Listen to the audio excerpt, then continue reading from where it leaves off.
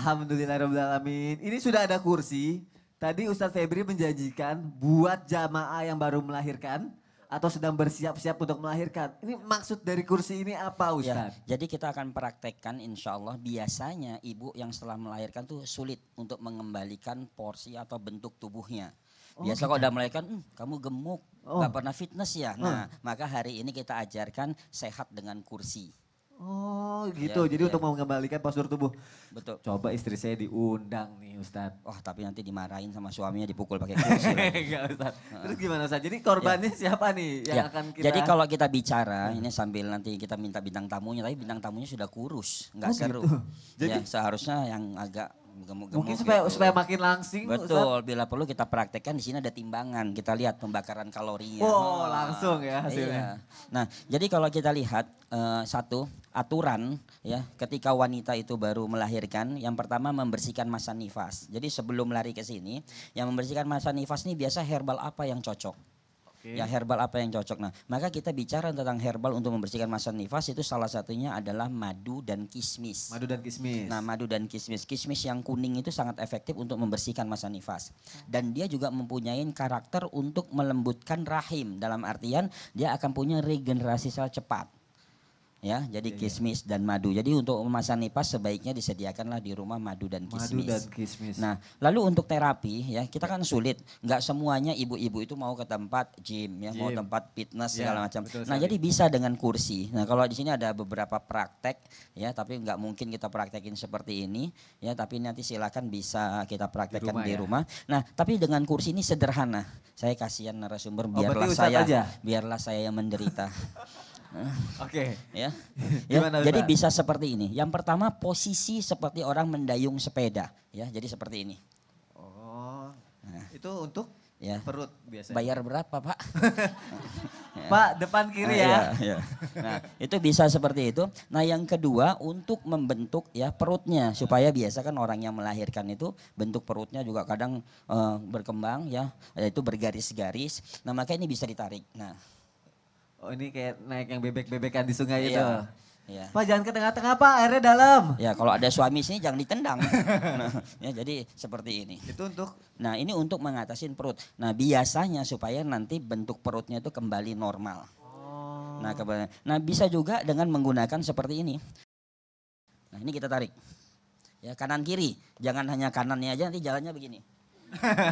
Gak seimbang. Kiri harus seimbang. Ya jadi digunakan. Nah terapi-terapi yang sederhana. Jadi tidak memberatkan. Kalau di rumah ada matras, pakai matras. Tapi untuk satu gerakannya repetisinya berapa? Ya kita hitung misalnya 5 kali hitungan, 6 kali hitungan. Nah udah itu latih keseimbangan, membentuk pinggul, ya pinggang. Ya jadi misalnya sambil panas, ya beli aja alat misalnya tremor atau apa kan. Nah sambil dia berjalan. Oh iya yang putar-putar ini. Ya untuk membentuk, ya. Ya, jadi ini untuk baik, ya, sama keseimbangan. Keseimbangan. Nah ini harus dilatih rutin, terutama kapan? Nah makanya bab yang paling efektif berkaitan dengan waktu duha. Oh berarti pagi? Pagi di waktu duha, karena di situ ketika matahari terbit, ya maka di situ ada waktu sholat duha yaitu melakukan gerakan. Maka kalau ditanya waktu yang efektif kapan? Ya di waktu duha. Kalau bila perlu kita berjemur sesaat lalu lakukan terapi. Oh kalau berjemur lebih baik lagi? Lebih baik karena akan bekerja semuanya dan kreatin sel-sel kulit mati juga termasuk di wajah supaya awet muda Ustaz. Nggak usah pusing-pusing. Ya, sambil berjemur dia ceria tapi jangan cemberut. Ya. Kalau dia ceria maka kreatin sel kulit mati itu akan terkelupas. Nah regenerasi sel baik itu perut, ya kulit perut dan kulit wajah itu cepat. Oh gitu. Ya jadi biarkan regenerasinya cepat dengan apa? Dengan kita selalu ceria. Nah kalau tadi itu kan dari gerakan. Kalau dari herbal untuk pasca ibu melahirkan ada? Ya tadi herbal sudah kita bicarakan. Kalau pada saat mau melahirkannya itu adalah kurma. Nah pada saat setelah melahirkannya itu 2 yang paling efektif.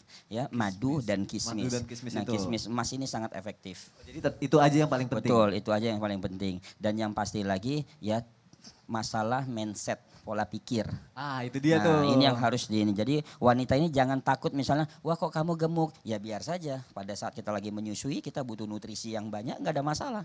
Jangan sampai nanti pada saat menyusui kita gizinya kurang. Akhirnya anak kita bermasalah gara-gara stigma dari orang, kok kamu gemuk ya sekarang biarin saja. Betul, orang betul, saya punya suami saya nggak ada masalah.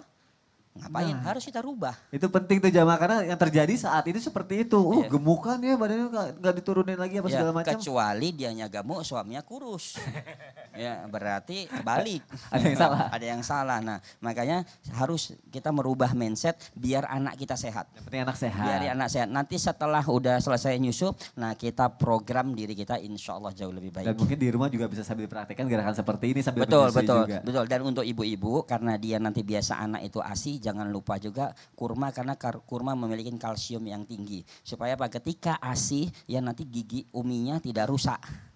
Ya karena kalsiumnya kesedot. Ya, jadi harus banyak mengkonsumsi kurma.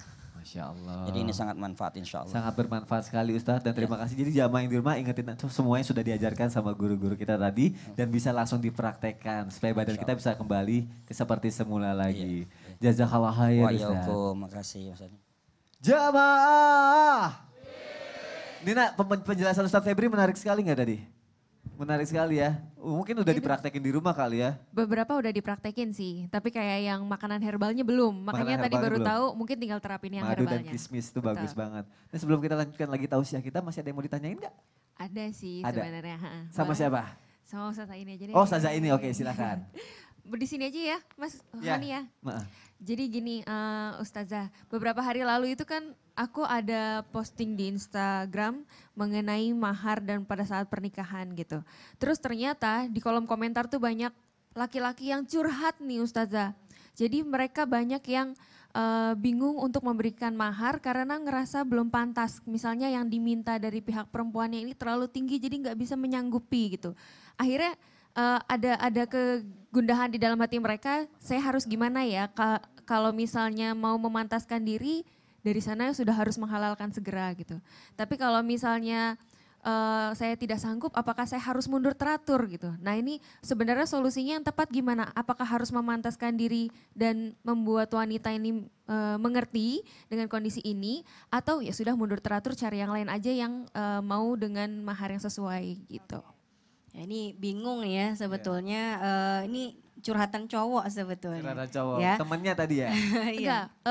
Baca dari beberapa dari kolom komentar. Ya.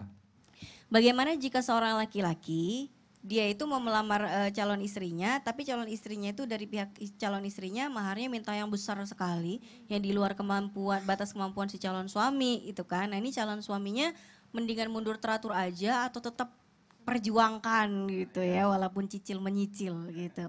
Jadi tergantung dari sisi perempuannya juga. Jadi kalau misalnya seorang laki-laki mau menikah kan dia disunahkan untuk istikharah dulu. Kalau misalnya wanita ini adalah wanita yang baik bagi aku, ya Allah maka mudahkan diriku, ya kan. Tapi kalau tidak maka jauhkan dia dariku. Jadi kalau misalnya dia itu ternyata wanitanya mohon maaf nih kurang baik misalnya ya, ternyata wanitanya masih suka bergaul dengan laki-laki yang bukan mahramnya, suka berduaan, agak genit, jarang sholat, gak mau puasa, tidak mau melakukan semua kewajiban, minta mahar yang besar pula misalnya ya. Ya mungkin ini adalah tanda, sementara yang laki-lakinya soleh banget nih kayak Mas Sony, Ustadz Kafi, Ustadz Febri gitu kan. Soleh-soleh banget deh gitu. Terus gimana nih? Lagi bagaimana jadinya? Mungkin Allah menunjukkan secara tidak langsung satu isyarat, mungkin wanita ini bukan wanita yang baik buat dia. Jadi lebih baik mundur aja. Tapi kalau ternyata wanita ini sebetulnya dia tidak, mohon maaf, tidak matre. Dia tidak minta mahar yang macam-macam.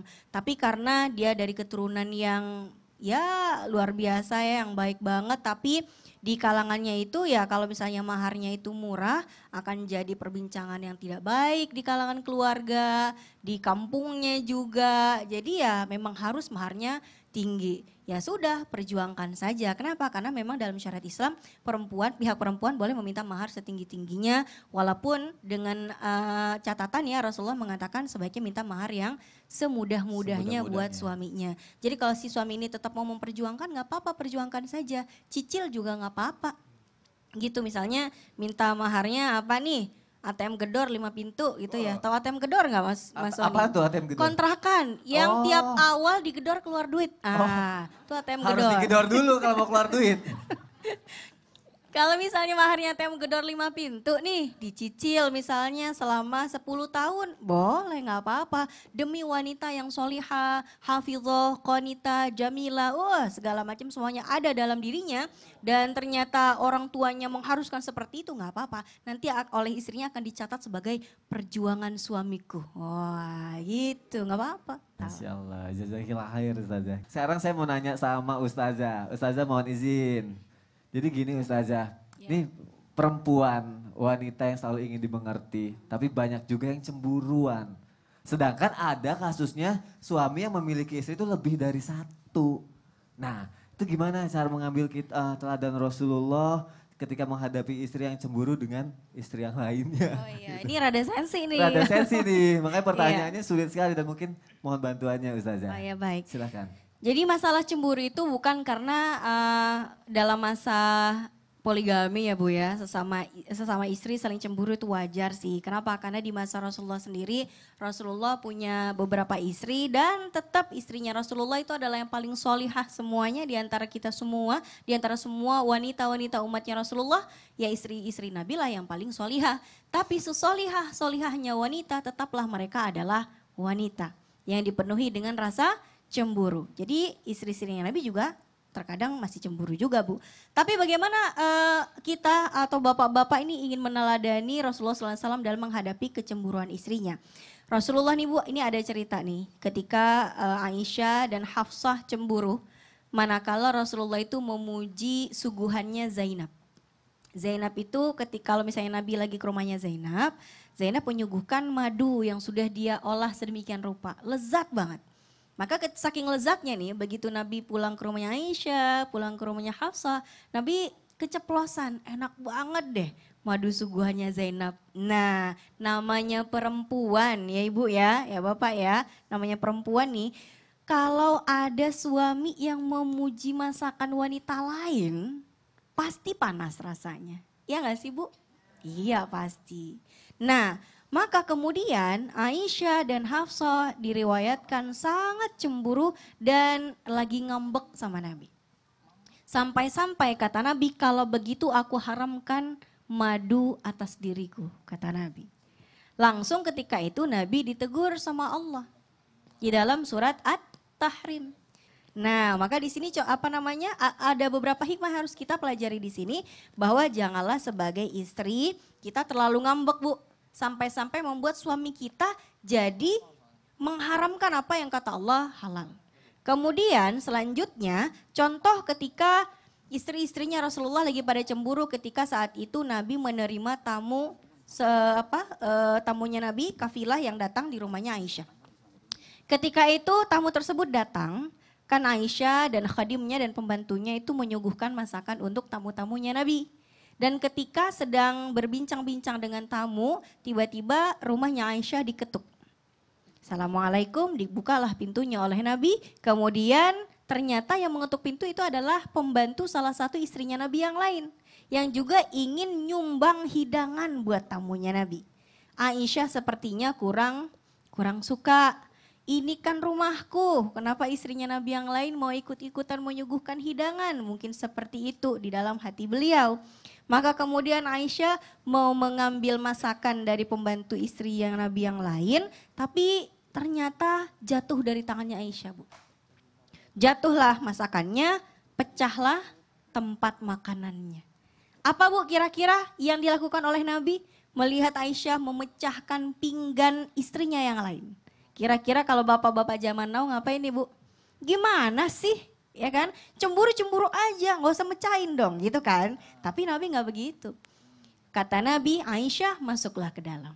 Urusan ini biar aku yang ngerjain. Nabi nggak nyuruh pembantu istrinya yang lain itu untuk bersihin, bukan. Ini bukan rumah yang harus dia bersihkan. Di sini bukan tempat dia kerja. Maka yang dilakukan oleh Nabi, Nabi menggulung tangannya, Nabi yang bersihin. Aisyah ngintip Bu, waduh sungkan banget nih saya, ya kan.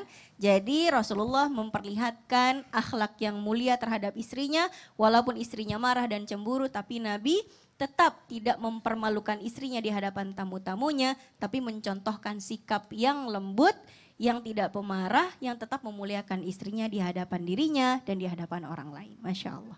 Dahulu wanita di zaman jahiliyah, ketika orang melahirkan seorang wanita, maka kemuliaannya akan langsung hina. Langsung dikubur hidup-hidup wanita tersebut, seakan-akan wanita menjadi aib.